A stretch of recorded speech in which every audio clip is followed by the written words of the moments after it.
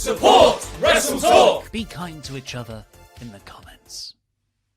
Hey everyone, the world is getting back to normal and WWE and AEW and Ring of Honor are all doing live shows again in a couple of months' time.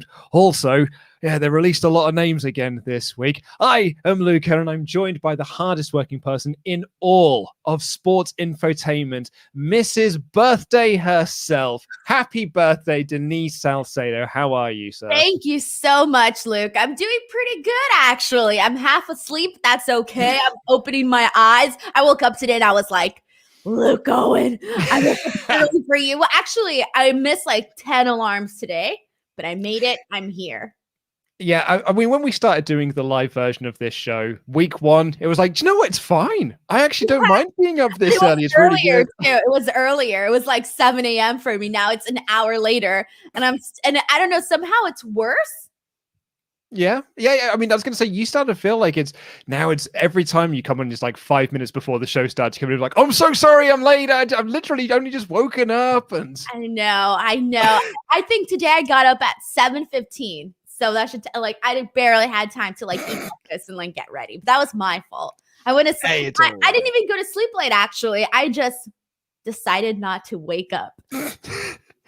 Denise, sometimes we need those little lay-ins. It's like a little bit of personal time. It's a little bit of R&R. I think you're totally okay. Plus, it's your birthday week, so I think everyone should let you off the hook on this one. They should. Yeah. And I'm glad you had a nice birthday as well. I saw your pictures. They all look very, very lovely. But we'll talk about your birthday in a little bit. We've got to get into the news first. And like this got announced literally like about an hour or so ago that WWE are returning to their live touring dates. This had been previously reported by a couple of people. Like Matt Men Podcast had been bringing this up a lot.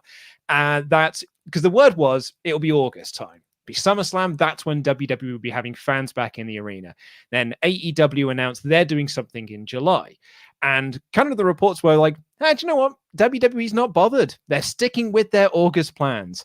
And then somewhere along the way, those changed. And now it's officially been announced that from July 16th, they're going to be doing a 25-city tour running date through Labor Day. The WWE on Fox Twitter account confirmed that WWE will have live fans in attendance for the July 16th episode of SmackDown, which will take place at the Toyota Center in Houston. As per Ryan Satin of Fox Sports, WWE will kick off the tour with 3 shows in Texas. The July 16th episode of SmackDown will welcome fans back before Money in the Bank on July 18th, and the pay-per-view will emanate from the Dickies Arena in Fort Worth. The Raw after Money in the Bank on July 19th will also air from Texas, with fans being able to be there live from the American Airlines Center in Dallas. So if you're in Texas, like, I don't know how, I mean, I think Texas is quite big, but I'm sure I'm sure all 3 of those places are pretty close together. You could probably go to all 3 of them. What is the other 2 places? It's Dallas and what else? Houston and Fort Worth. So Fort Worth is in the Dallas area. Houston, I don't know how far it is from Dallas. I think it's a little bit of a drive. I don't know how much. That's fine. I'm sure it's fine. But yeah, so here we go. Fans live back in attendance for WWE shows. And Money in the Bank is going to be our first WWE pay-per-view with I suppose WrestleMania was, but this feels like it's WrestleMania felt like a special thing, right? But this is now a normality for them. Are you excited to see fans back? Yes, I am. I am excited because obviously, this is something that we've all been clamoring for. We've all been wondering, what's going to happen and all of this. However, I don't know if maybe I'm just ultra paranoid, but all around the scope, not just WWE, but everywhere in all walks of entertainment, things are opening up again and all of this. But honestly, I'm still a little too scared where I'm should we be this excited already? I don't know. I don't want to get my hopes up. I'm still a little paranoid about the fact that, especially with everything going on in Tokyo, it's just I don't even know if I should be jumping for joy already. It doesn't really feel like it yet. Although obviously I'm taking advantage of the fact that I'm vaccinated and can go places now. So that's nice. But I'm still kind of okay, don't get too excited yet. Wait and see how everything plays out. And then, go with the flow, right? But I'm not surprised whatsoever that WWE announced their dates. Sadly for them, AEW did beat them to it, and they even had in their press release, they even promoted, I forgot what the exact wording was, but it was something along the lines of the first major wrestling promotion to start touring live, and I was like, ooh, that's a dig right there. But either way, like, I'm excited, but here's the thing too, is that I'm wondering, like, those 25 cities, it's 25 cities, right? 25 cities, indeed. Okay. So I'm wondering which cities are going to be. I highly doubt any of them are going to be here in California because I think we're like the only place that's still not running at full capacity. Like, we have like things open. You can go to baseball games and all of that stuff, but I don't think any place is actually running full capacity yet. So I'm curious if any of those include any California locations. I have no idea. I kind of have a feeling they're not going to include any of those, but that's for me because I wonder whether or not I'm going to have to pay to travel all the time or if I can just wait for them to come to me. We'll see. But I'm excited. I just hope that all continues on the right path. Yeah, so like the 25 city thing, it's very vague. Like they literally just said it's 25 cities. Like the Fox account, even SmackDown on Fox or like WWE on Fox, whatever it is, literally tweeted out, it's like, hey, where do you want us to go? As in, like, they've planned 25 dates, but they don't know where those 25 dates are just yet. All 25 dates be in Texas? No, or like half Texas, half Florida. Exactly. I mean, he may as well. And they've also said that NXT is staying at the Capitol Wrestling Center, so that's not moving. Like, that is pretty much staying as is as it currently stands.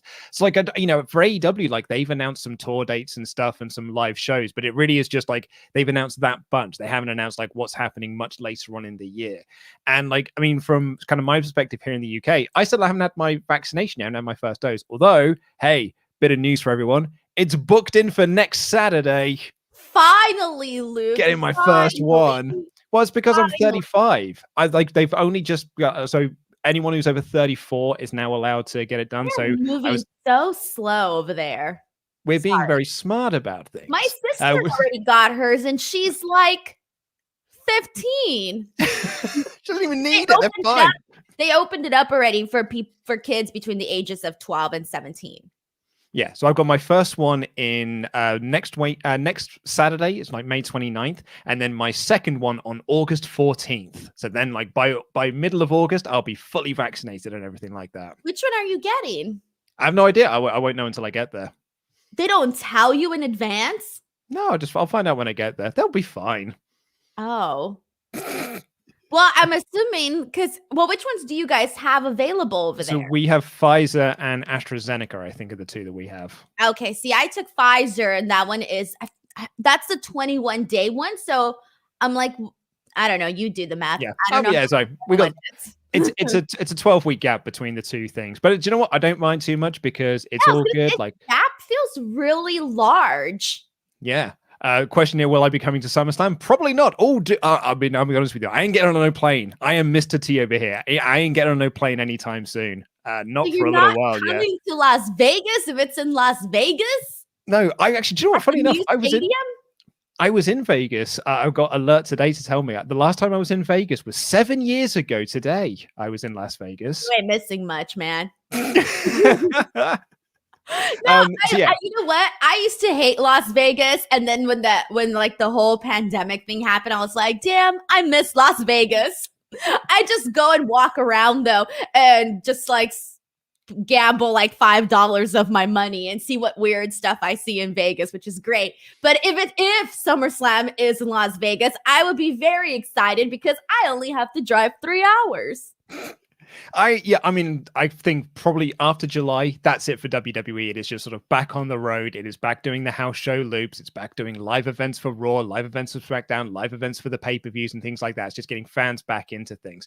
I think the only reason, like here in the UK, we are starting to open up now, like sport events and things like that. We're still being very cautious about things because we've just had this Indian variant come in. And that is like really skewing all of our data again. And there was like 20,000 flights that came in from India. That's what I'm afraid of is like, I know that's what Tokyo's dealing with, the new variant. Yeah. I'm thinking to myself, like, I don't know what the situation is here, but that's terrifying. And I'm like, whoa, like I have questions here, man. I have so many questions. I was thinking about this last night. I was like, and I'm sure I could Google this or whatever. I just haven't actually sat down and done it. But I'm wondering, like, okay, am I vaccinated? But I don't think would this work for the new variant if it gets, I don't know. Is it here? I don't know. Who knows? But yeah, like, so I agree with you. Like, it's exciting that WWE have announced these dates. It's exciting that AEW have announced these dates, and Ring of Honor have got, like, they're having fans back in for Best in the World. Like, there's some really exciting times. But yeah, I think we also need to kind of like take the foot off the gas a little bit to make sure that everything is fine, everything is safe, everything is running smoothly. Because like it totally makes sense now why Hell in a Cell was moved into May. Into June rather, because when it was always pegged Money in the Bank was going to be in June, and then during Backlash they were like, yeah, by the way, Hell in a Cell's next month. We were like, wait, what? Like, what a weird time to do Hell in a Cell. But now, like, it totally makes sense because Money in the Bank, that is a really great. That is, it's top 5 pay-per-view. And actually, I would say now it's top 4 because it's way more important than Survivor Series is in terms of like getting fans back into the arena so they can kind of see like, us crowning some new people. And I think that Money in the Bank is going to be a big like reset point for WWE on both Raw and SmackDown. Yeah, so that's going to be very exciting. So we'll see what happens. I think they made the right call, though. Nobody wants to first live event, Hell in a Cell. And you're like, I can't see what's happening. So Cell's too red. I can't see through it. That too. Yeah, they'd be like, what's happening? Let's see what you have to say about this in the hyper chats. Matthew Makovsky says, yes, next week is weekly shows and Double or Nothing. Fans returning soon. But the thing I can't wait for is the Friends reunion. I honestly might be as excited for that reunion as Double or Nothing. Could I be any more excited? I think not. Now, I mean, I don't know if I want to like say anything too controversial like I did last week, where I was like, I don't think James Corden is funny because he isn't funny. And I have seen such a wonderful dichotomy between British Twitter and American Twitter of like all of my British followers coming in being like, I totally agree with you, James Corden is the dirt worst, and American Twitter coming at me being like, dude, he's hilarious. I don't know what's wrong with you. That's like essentially our discussion that we had where I was like, what's wrong with you? He's funny. But I saw the trailer for it and I got a little bit teary. Like, I'm glad that it's not an episode. It's just it's good. It's confirmed now. It's not an episode. It's not like a scripted episode. It's just a chat. It's just basically them getting together and just having like telling stories and reminiscing with James Corden. Oh, okay. I get it. See, but it's just one like 1 hour special or 2 hours. Yeah, it's just one day special, right? Yeah, exactly. Yeah. So it's a bit like, do you know the Fresh Prince one that they did? So it's basically like, So yeah, they did one for James for the Fresh Prince, and it's basically like that sort of thing. But I'm very excited for it. It's the 27th, right? Mm-hmm. Okay, cool. I'll have time to watch it. They literally chose my day off, so yay. Train said, I'll wish Denise a happy birthday since at least the Swap Nation didn't turn on her like Luke did. Happy birthday. Kareem, we'll get onto that in a second. Kareem says, happy belated birthday, Denise. Do you think that WWE Creative died with the company going public and standardizing the creative process by cutting down on risk-taking for advertisers and shareholders? No, I don't think that. That's causation and correlation. I don't think the two are intrinsically linked. Man, I haven't heard causation and correlation in like years. But yeah, I agree with you. I don't think that's what happened there. Lex Sells Merch said, I'm with Denise. I'm fully vaccinated and I still don't want to go anywhere public without a mask, let alone a mass gathering like a wrestling show. Not yet, at least. Like, I think it's going to be a little while for people to really feel comfortable. Double or Nothing. I was going to say, you'll go on an 8-hour plane. I didn't realize how far Florida was. I was like, dang, I was looking at the flights and I was like, 8 hours and I can't eat in those 8 hours. Well, I don't know if you can or can't eat on airplanes, but I'm not planning on it. So I was like, damn, I'm about to be wearing a mask for a full 8 hours. And I haven't worn a mask for like a full 8 hours. I work from home. So it hasn't been an issue for me. So I'm a little bit like nervous about that, but I think I'll be fine. I'll just, be very protected. Sean's going, right? Nap. Yeah. Sean's going, isn't he? Yeah, Sean will protect you. Sean will be there. Oh, yeah, from the virus. Exactly, yeah. Have you seen Sean? Sean will kick its ass if it comes anywhere near anyone. He's going to batter it away. I fight the virus. No, but seriously, though, I'm just like, all right, cool, 8 hours to Florida, and I'll be there for like less than 48 hours and then coming back home to LA.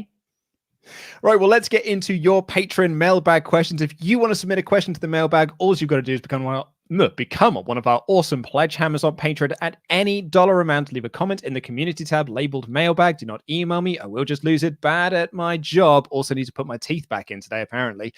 Illy Hyman says, my question for you is, when was WWE ever good? People often say that it's the worst right now, but compared to when? The Attitude Era was massively popular, but I've heard many people say they tuned out during Ruthless Aggression, specifically the Katie Vick Reign of Terror period.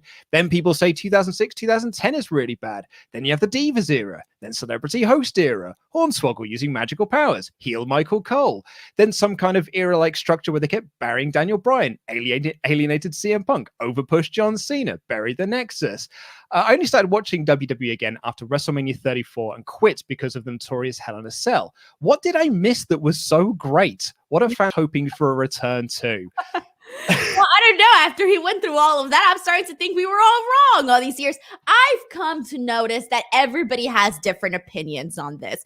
I think it's really about what you're into when you became a fan, because my peak fandom was like between 2000 and 2005. That's when I was like this hardcore WWE fangirl where it was like, oh my God, this is my life and this is all I was going to say this is my life and this is all I think about, yet this is my work life. So I guess nothing's changed. No, but seriously, my period was 2000 to 2005. And I know that I've heard arguments where people are like, oh, that period was terrible. How are you a fan? And I'm like, well, I don't know. I was just there. Yeah, and I would say that even with all the eras that like Illy was writing out there, there's always like good things to find within them. So it's like, oh yeah, you know, the Reign of Terror was bad, but the SmackDown 6 was amazing over on the SmackDown side of things. And people were like, you know what, the Divas era was terrible. I was like, yeah, but also look at this really cool like Intercontinental title scene that we had over here, Jericho Michaels and all that kind of stuff. There's always good moments to be found within WWE's bad periods. What was your hardcore like fandom period? When like, was mine? Yeah, like 99 to 2002, I would say. Okay. Like that was when because I dropped off at Judgment Day 2002 when Hogan won the belt back. Like that, and that was when I tuned out forever until I came back in 2005-ish. But like that was I was 14 years old, so I was like at my most peak hardcore fandom because it was like the coolest thing, and everyone at school was into it as well, and so like it was the cool thing to be into. And then slowly but surely, all of them dropped off until it was just me left.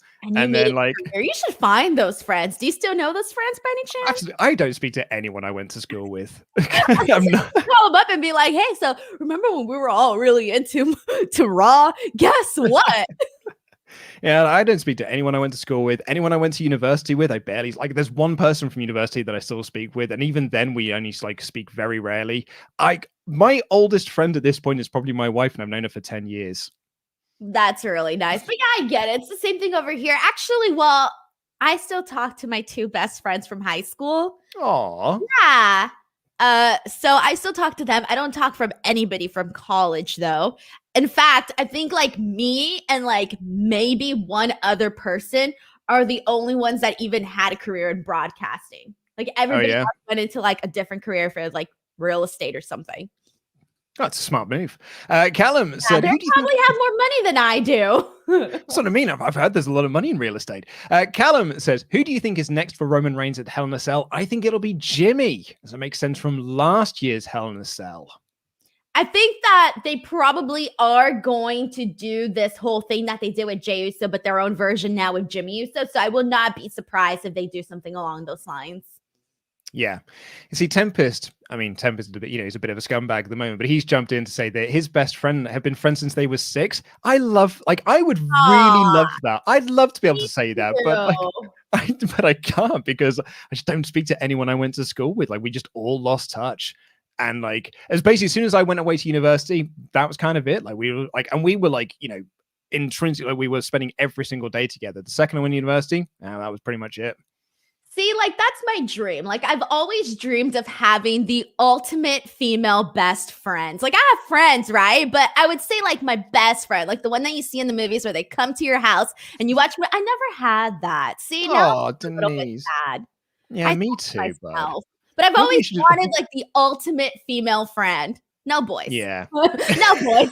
No thanks. All my friends are mainly guys, like you, Sean, like everybody. You're all guys, and all I want is a bomb ass female best friend. There you go. Get your applications in, ladies. Find Denise on Twitter. Callum, by the way, actually, I will. I'll do it now. I'd like to apologize to you, Denise, because I made. Oh, thank you. Hold on. Let me sit down, get comfortable with this apology. Continue on. So, if you didn't see our Backlash live reactions, I made a comment, a flippant comment, if you will, because Denise, I was actually putting Denise over in the chat because you No put up one a poll. mentioned that. I was putting you over because you put up the poll about what people thought of the WrestleMania of the zombie match. And so I was like, oh, Denise has put up this poll. This is like a really good like litmus test as to what people are thinking about this. So I put that up and you had quite a lot of votes on there. And we were going through the results. And then Ollie said, yeah, but how many of those are bots? And I was like, none of those are bots. She hasn't even got 20,000 followers.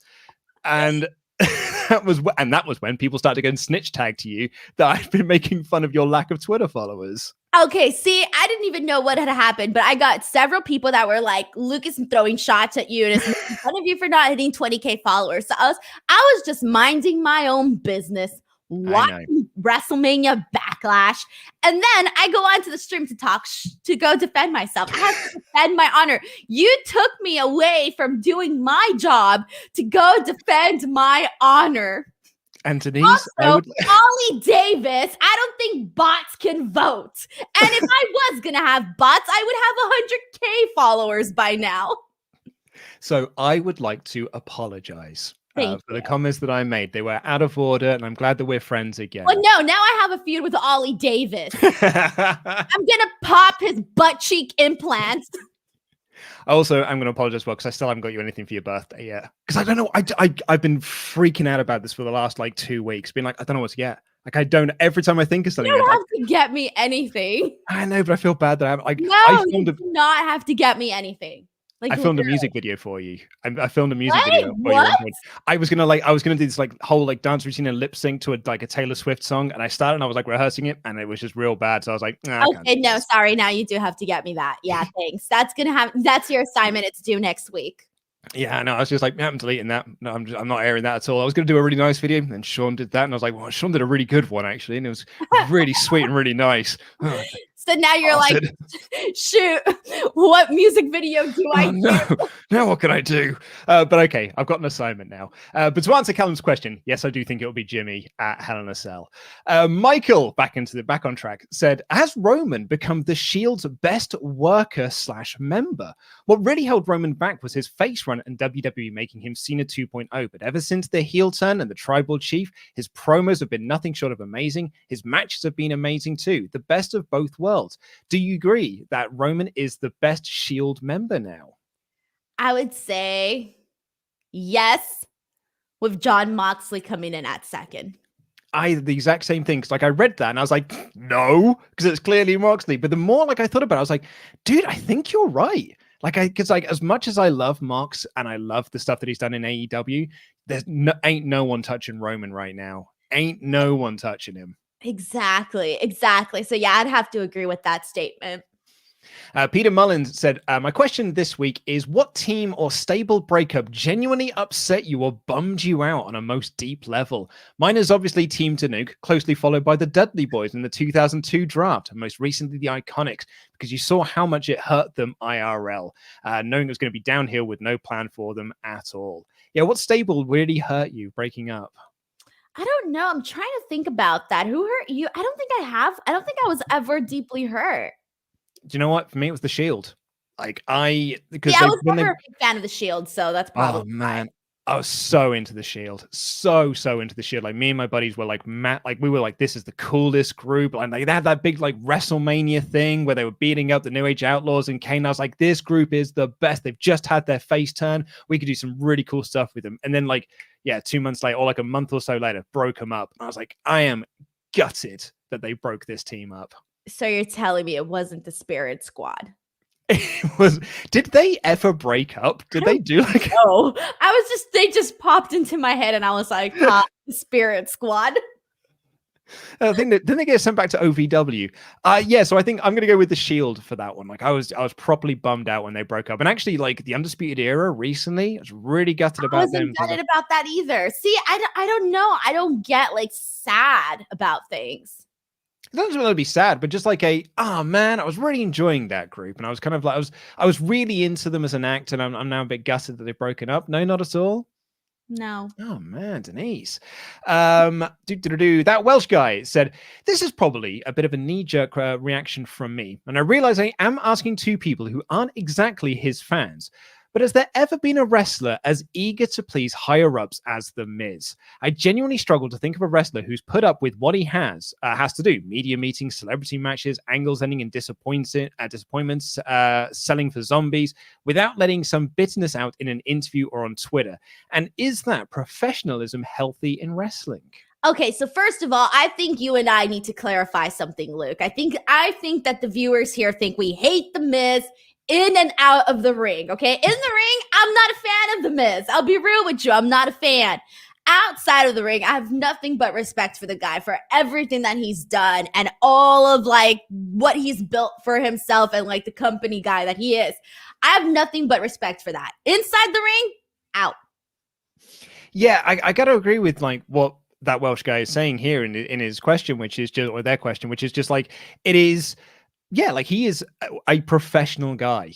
And that's why WWE trust him. That's why they always put him in these positions. Like when Bad Bunny was coming in, who's the one person you put in there? The Miz. Like anyone could have done that great match with Bad Bunny at WrestleMania, but like WWE trusts the Miz to put him in that position because he's just gonna be able to carry that and do that absolutely perfectly to the nth degree. And yeah, that it's very, very commendable. But that doesn't make him be a guy that I want to see on TV every single week. And like it sucks that he's out with an injury, but I think possibly him not being on TV, if it's as bad as it could be, and he's out for 6 to 9 months, it could be like the best thing possible for him, just to take some time away from being on TV so much, and he can come back and feel a lot more refreshed. That is true, yeah.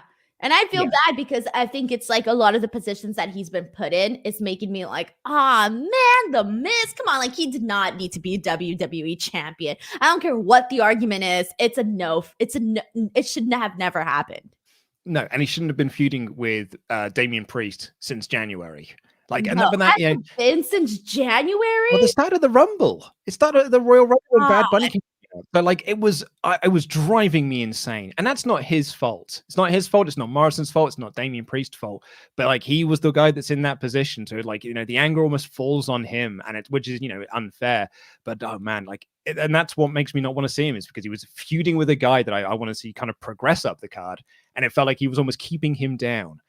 I guess we're officially done with that. Apparently. Well, I mean. Apparently. Chris Lilly says, hi guys, happy birthday, Denise. I'm writing this on the 18th. I hope your birthday week is going well. And my question is, as you probably guessed, Alexa Bliss related. I see many people, including Luke, say that she's going for the tag team titles, but I see it another way. Could this be a feud with Shayna, where they're going to split the tag team up and it's a hard reset for Shayna if Alexa Bliss has a Bray Wyatt effect and Shayna becomes the badass we knew in NXT? I appreciate the fantasy booking there, Chris, but I don't think I think they're going after the tag titles, A, which I think I put out on Front Street. B, if this is the way to get Shayna to be a badass, I don't want it to be through spooky magic. Like, I don't think Shayna needs spooky magic to be a badass character again. Like, honestly, I prefer Shayna to have the spooky magic, the voodoo be done to her. I prefer Alexa Bliss to come out with a little Shayna doll and be like pokey needles or whatever the hell these psychos do and be like, let's make her badass again. I'm cool with that. I prefer, well, it's not that I'm cool with it. It's more of I would prefer that over Alexa Bliss and Lily as freaking tag team champions, Luke. And I didn't know you had put that out there. And somebody told me about this. And I'm thinking, after what happened on Raw, I'm like, oh man, it probably is going to happen. And I think they're going to win the titles. How can I defend that? As a wrestling fan, as a fan of the company, how can I sit here and defend Alexa Bliss and Lily as tag team champions? I can't. I can't defend that. Maybe like so here is my stance on it at the moment, and this is why I pitched this, and this is why I pitched in the first place. It doesn't matter. It's like the women's. It's the women's tag titles. The women's tag titles mean nothing at the moment. So you may as well put it on them now. Less than nothing, Luke. Yeah, Dead, it doesn't. You may as well. I'd rather mean nothing than be dead and killed. If Lily and Alexa Bliss become champions, there's no coming back from that. That will forever be etched in the history book of history books. All right. I mean, dude, a 10-year-old won the tag titles. And it didn't ruin that legacy. At least it's an actual human, not a freaking ball. I think granted, it'd be better if it was the 24/7 title, but like, it doesn't matter at the end of the day. Forever. No, it would be so bad. It would be so bad. Bad. Lorenzo Hayes said, "Why did Ollie get fake hair? He didn't get fake hair. He got a hair transplant. And because it makes him feel good about himself, and that's absolutely fine. If that's that's the path that he wants to take, that's the path he's taking, and more power to him." So wait, he didn't do the butt cheek stuff? Like that's what I thought was happening. No, I think that was a dirty rumor that was spread by Sean Ross Sapp. What a bummer! I was ready to get a good look at that. Get a bite of that peach. Joseph says, I learned through WrestleTalk that wrestlers in WWE have to do their full entrance the same way no matter what, whether it's coming out for a promo, coming out for a fight. My question is, do you think this is a good idea? In my personal experience, it's made me really dislike Rhea Ripley. I used to be a fan of hers until that episode of NXT when Charlotte was attacking Io, and Rhea was supposed to come in and help her, but had to do her full entrance with the stage poses and everything, all while Io's getting beaten up. After that, I couldn't help but think she's really lame. I didn't even notice that, honestly. Did you notice that? I remember some people saying it at the time. But like it's you know what always did kind of not make sense to me when somebody comes out to help somebody, but they cue their music. I'm like, how could you cue the music if they're supposed to be ideally, in theory, running from the locker room to go help this person? It's not like the music guy's like, oh my God, so-and-so's coming, cue the music. That's always been my headcanon. Is there someone sat in gorilla position with a CD player who is just skipping through tracks until it gets to the person that's about to make the run? It's like, quickly, press play. See, like, it doesn't make sense. I'm sorry, but no matter how skilled you are, there is no way if someone is running that you can easily cue their music.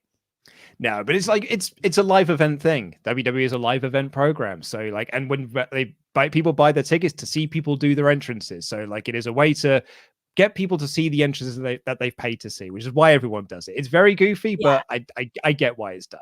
I've allowed myself to suspend my disbelief on this. Exactly. Yeah. I felt I needed to bring up. It's never. I agree.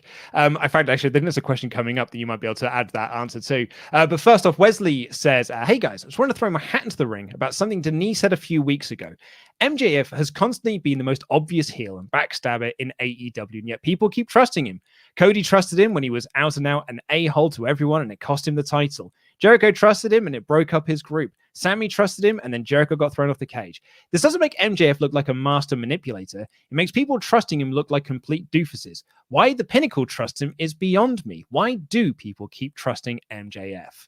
So with Cody, I would argue, I think that there's a big argument that can be made here. But with Cody, it was less about everyone was telling Cody, don't trust MJF. But Cody, it wasn't a sense of trust. It was a sense of believing that he could be a better person. Like MJF wasn't manipulating him. He was those girls that could be like, I could change him. He's exactly he was, guy, but I can change him. It's exactly where he was. He was like, look, I know he's a git and I know he's an idiot, but I believe that he can be a better person. He wanted him to be better, and MJF then screwed him out of the title. That's on Cody. That's on you, dude. Everyone told you that he was a bad guy and you did not see it coming. And with Jericho and with the Jericho thing, they were both heels. So I don't think it wasn't like Jericho trusted him. It's and I think with the Sammy thing again, it was pleading for him not to do it. And as I said then, and I said this 2 weeks ago, if Sammy had said, no, I don't trust you, just throw him anyway. I think it would have made everyone look real, real bad. But then that's the whole swerve thing though that happened on Dynamite, where they were everybody thought that they were going to turn on Jericho, the Inner Circle, but then they didn't. So it's kind of like they knew all along.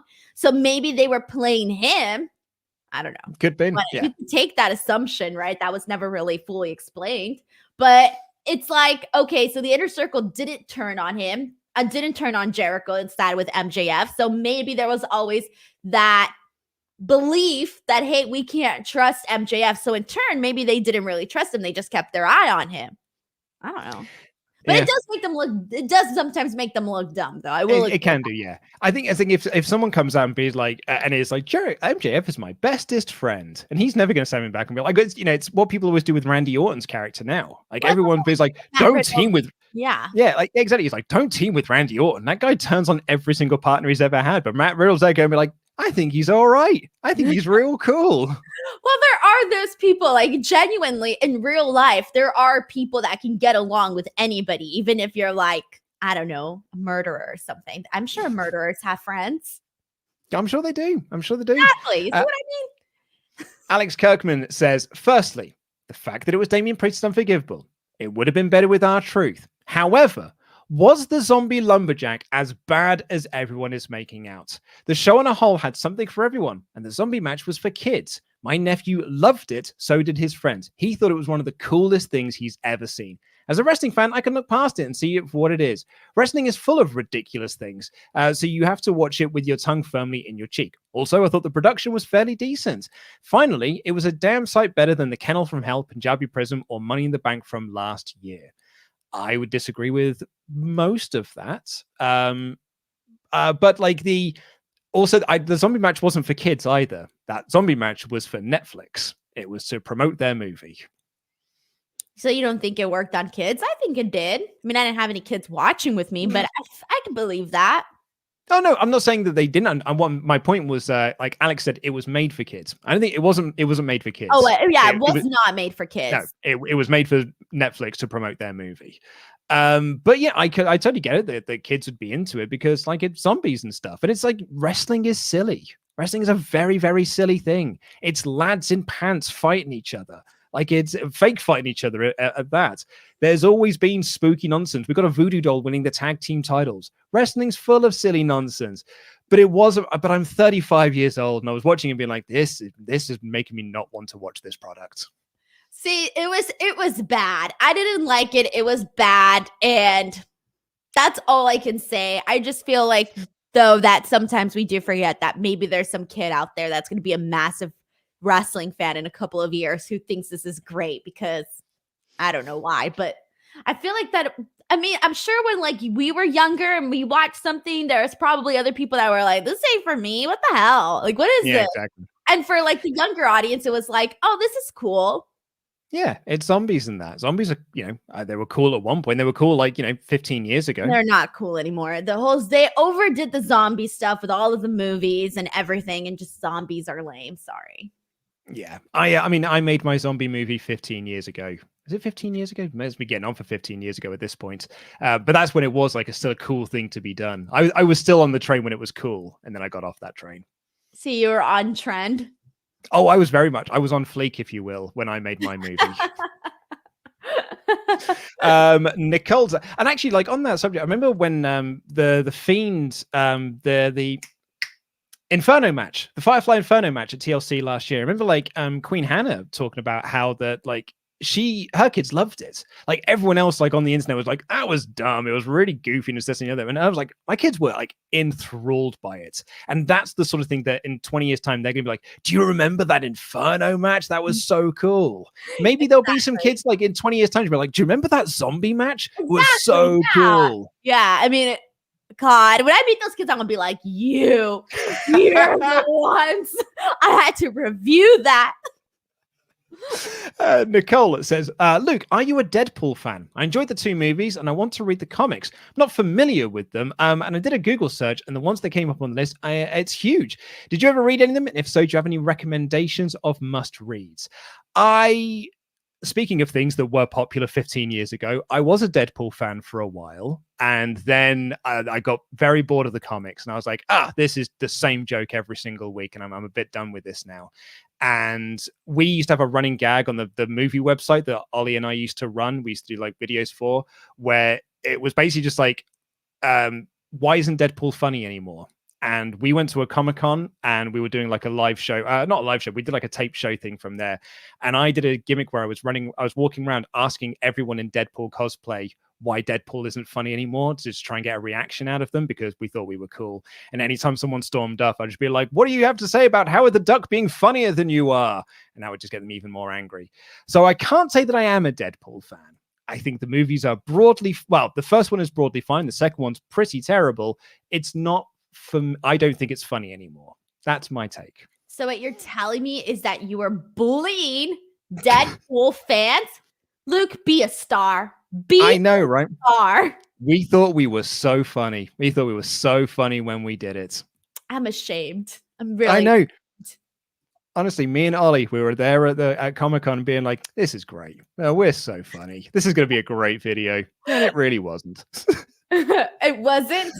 And it came out all right. Basically, like, it was a lot of it was funny with me being the guy who was interviewing people in cosplay in character. A lot of that came out quite well, but not all of it was great. Okay. Ricardo Holt said, glad I could spark conversation about my TMNT questions from last week. I have to know on your opinion on my other childhood favorites. What are your thoughts on the Mighty Morphin Power Rangers? Denise, were you a Mighty Morphin Power Rangers fan? Is that the same thing as the regular Power Rangers?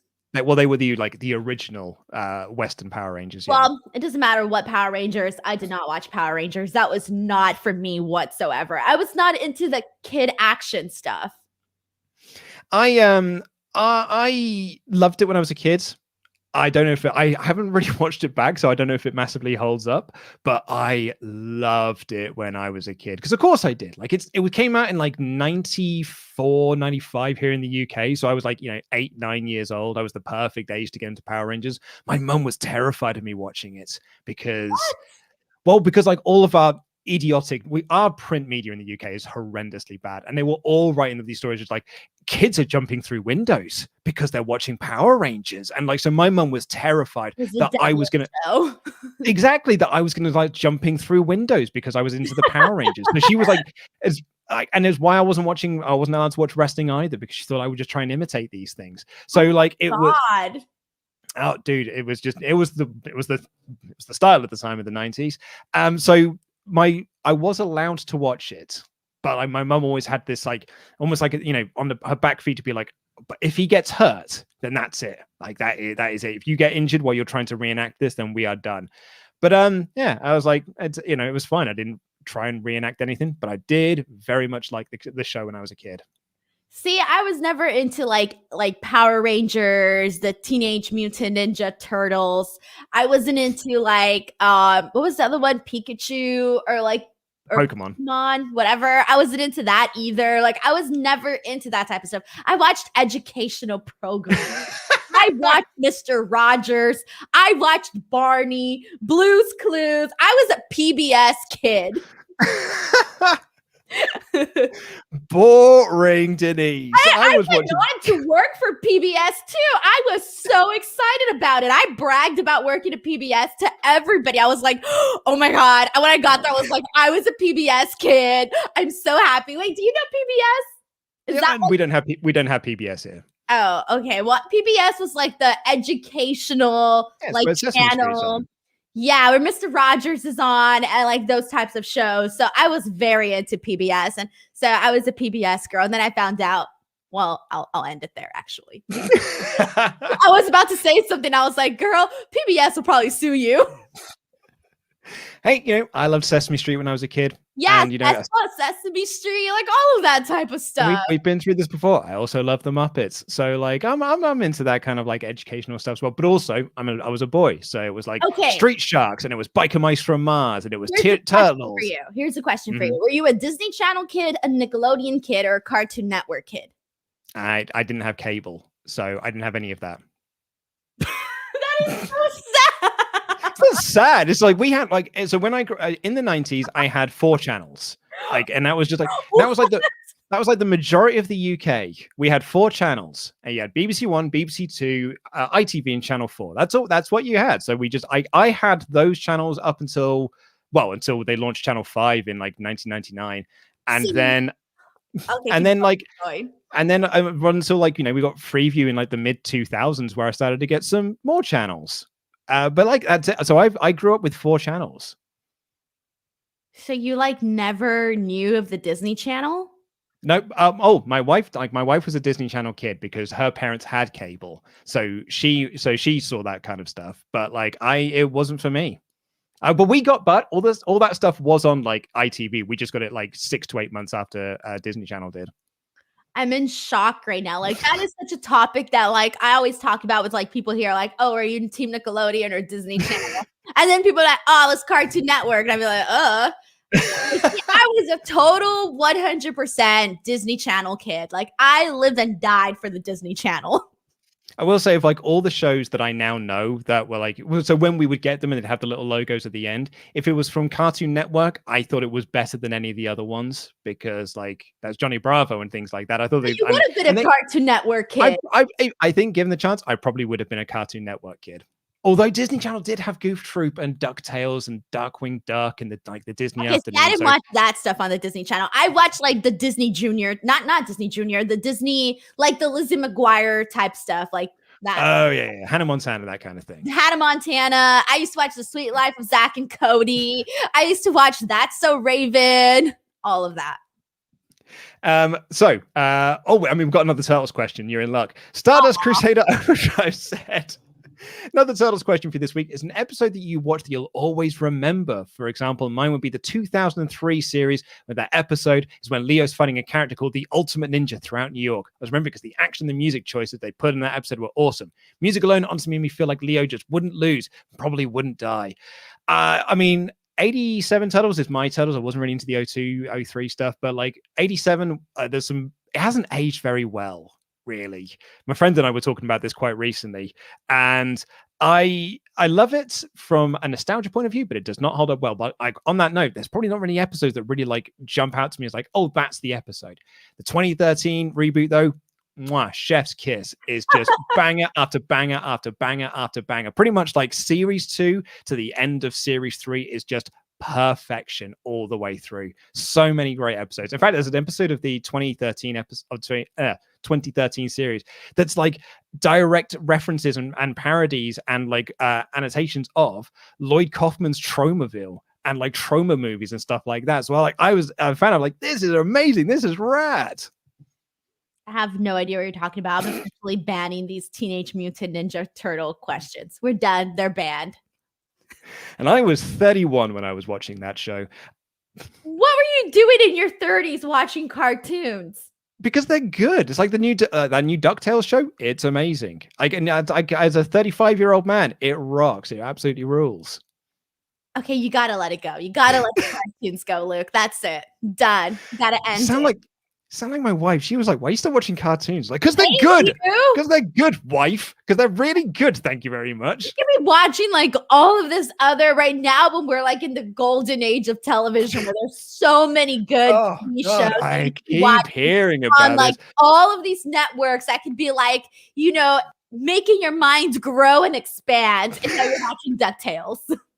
I'm watching Game of Thrones. Get off my back. It's fine. It's a broadly fine show. Watching an adult show, then we're okay. Yeah, Denise. Okay, boomer. I'm sorry. I didn't even watch cartoons when I was a kid. I mean, like, cartoons like are so lame. I'm sorry. No, they're not. They're the best. Dwayne the Gronk Johnson. I listened to a podcast about them. Dwayne the Gronk Johnson. What cliches in wrestling? You're killing me here. You're literally physically killing me. What a Cartoon is an amazing podcast series. Bob Mackey and Henry Gilbert do an amazing show on cartoons, like from that period of time. Actually, in cartoon history in general, like they are doing amazing work. Each episode is like 2.5 hours long as well. It's one of the highlights of my week is getting that podcast in my feed. They're great. They did a 4-hour episode recently on like Shrek, and they did like a nearly like 4-hour one on a Goofy movie. It's amazing stuff, man. Luke, how many podcasts a week do you listen to? Oh man, if you want to see my podcast listening feed, I subscribe to too many podcasts. I feel like you're always listening to a podcast. That's because I usually am. It's like pretty much how I spend most of where's my shows. So you listen to podcasts while you're working? Oh no, I can't listen to it while I'm working, but like these are all like the shows that I'm subscribed to. Oh my God. How do you have like all this time? Some of them are my own shows because And yet some of those are my own shows. That's because I want to make sure that they do go live. It's a good way to check. Do you listen to your own shows? I don't listen to I don't listen to my own shows. No, No, they basically just go in there, and as soon as I get the notification that it's gone live, that's me to be like, cool, that went live. I can click on it to make sure it works and that I didn't upload the wrong audio. I never even get that far. I don't want to talk about what happened to me this weekend. I do not even want to talk about what I did this weekend. What did you do this weekend? Instead of downloading an audio file, I downloaded where the audio MP3 file is supposed to go. I downloaded a thumbnail, an image, and it broke the whole system. So, yeah. Oh, Denise. Dwayne the Gronk Johnson said, what cliches in wrestling do you hate the most? So I'm guessing yours is when they have their entrance music play before they come out to make a save. I'm sure Dwayne says, cliches. Dwayne says, I hate it when all the baby faces get along with each other and all the heels get along with each other simply because they need to do tag matches on Raw and SmackDown. Those people just happen to be feuding at the time. Yeah, I mean, my one there is no continuity in characters. So, like, when the New Day were tagging with RK Bro the other week, I was like, why is Kofi okay with this? Like, why is Kofi not, like, real mad that he's having to tag with Randy Orton? They had an intense rivalry, and they picked that up like a week later. But in that 1 week, it was like, they're not making a single, it doesn't feel like that was ever part of their characters.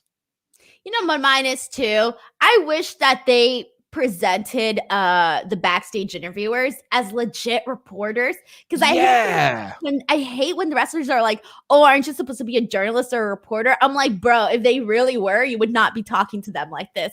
I feel like they gotta find a way to make it believable that so-and-so really is trying to get the scoop, in a more believable way. Yeah, that's a really good one, actually. Backstage interviews feeling like actual people, as opposed to my guest at this time. It's the 16-time world champion, Randy Orton. And then Randy Orton walks in and is like, Randy, you are having a match tonight. What are your thoughts on the match? And I'd like to see a bit of pizzazz about them, getting them over. Yeah, maybe. Yeah, I just feel like it should come across as more, I don't know, just make it more serious, something you would see if you're actually watching real life sports, Flame Inc. says, I'm starting to think this Alexa Bliss is a curse in WWE. Here are my notes. Alexa Bliss teams with Cross, then Cross becomes MIA. Bliss joins Bray, he becomes a jobber. Fiend and Bliss feud with Retribution. What have they done? Did they feud with Retribution? I don't remember that one. Question? Flame Inc. Thinks that Alexa Bliss is a curse in WWE. I don't remember Bliss and Fiend feuding with Retribution, though. Bliss feuds with Asuka. She becomes the bottom of the totem pole. Bliss feuds with Randy. He's now denied a title match and is put into a comedy tag team. I will say that the Randy thing is great. This is the most I've enjoyed Randy Orton in months with him teaming with RK Bro. I think that is, again, it's causation correlation, perhaps. Causation correlation throws me off. I don't think the Alexa Bliss thing is a curse, though. No. I just think they need to rewire it a little bit. Yeah. LJ Mickey said, okay, so we've actually got a few questions about this. So buckle up. I hope you're into this, or I hope you're curious. Since it's Eurovision, I have to ask, as a European and Finn, does Luke watch Eurovision? And has Denise ever heard of it? If not, I'm sure Luke can explain it. I recommend every American to watch Eurovision. It's highly entertaining. Thanks for the content. Jam that jam. Is Denise still with me, or is she? Oh no, I think Denise might be frozen. She's actually missed out on the Europe, or am I the one that's frozen? Better check. Is it me? Nope, it's not me. It's okay. I'm still here, I think. But Denise is frozen. Oh man, we were talking about Eurovision as well. To answer your question though, LJ Mickey, I am a fan of Eurovision. I think it is terrible TV. That's awesome at the same time. It's just wonderfully silly. It's wonderfully, I'm just going to take Denise out of the stream and stop making it look very silly there. It is wonderfully silly. It is wonderfully sort of over the top. It is the costumes and the lighting and the stage productions and this and the other. It is very, very enjoyable from an ironic standpoint. I wouldn't say that I watch Eurovision because I want to hear the songs. I kind of want to watch Eurovision for the spectacle of Eurovision, I guess. There isn't many years where I'm watching Eurovision, I'm like, oh, well, there's 10 new tracks to go on a playlist. I'd say you're probably lucky if you get one in a whole year, really. But you know what? It's like me and Ollie used to watch Eurovision together, and it would be getting drunk and watching Eurovision, and that was always a great evening. So yeah, I think there's a lot of fun to be had within Eurovision. I am now very much doing this show on my own, it would seem. I'm going to save these Eurovision questions, everyone, until if Denise comes back. Patrick Cooper says, hello, my favorite WrestleTalk presenters. Are you guys surprised that the first AEW three-way championship match is Orange Cassidy, Pac, and Omega? Nothing wrong with them, but I thought instead of Cassidy, they might have a more serious competitor. I think the whole reason Cassidy's in there is because it's like, Cassidy's almost the perfect person to put into a three-way match because you wouldn't expect him to be in that sort of three-way match. Man, doing a show on your own is really hard. I don't know how Denise does this. So yeah, I would say that like Cassidy's almost perfect to go into that role. I might be off base on that one, but I really like that it's Cassidy in that role. If anything, Pac's the one that feels like the odd man out in all of this because it feels like it's a feud between Omega and Cassidy, and Pac is just sort of on the periphery, which is a shame, really. Look at that. The views are actually going up now that it's just me on my own. Mr. Smith said, I ragged yesterday watching the review of Dynamite. I know you and Ollie are British, but damn it, don't you ever call Jordan's trainers? What the F are these? There's Jordan's. I demand you go back and edit this blasphemous comment. Okay, well, trainers are what you would call sneakers, I guess is what we call them trainers here in the UK. So if I see a pair of trainers, I'm going to call them trainers. We don't call them by brands. Like I don't say like, oh, it's a pair of Adidas. I would say, nope, that's a pair of trainers. Echo says, Denise has never, I think Denise has seen The Fresh Prince. She just didn't see that reunion special that they aired last year. New Punk Rant said, my favorite era of wrestling was Juventud Guerrero's run in WCW. Even the bad stuff was entertaining to 7-year-old me. Bray Wyatt debut, first burial. My all-time favorite is AEW since day one. Typing this in my brand new Juventud shirt. Love you all. I very much appreciate your love for Juventud Guerrero and New Punk Rants. Joe Strike said, I'd rather see Miz versus Damian Priest, and nothing will change that for a lot of people. Never watch him outside of Raw, so I don't know what you see in him yet, but it pretty much looks like he was only pushed for Bad Bunny, and now they've got no use for him.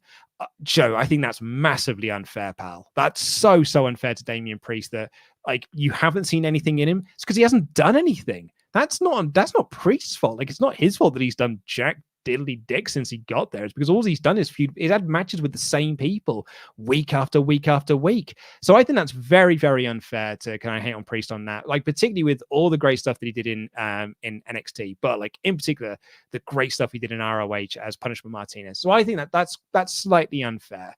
CM Chris, hello Luke and Denise, hope you have a lovely birthday, Denise. I'll tell her when she's back.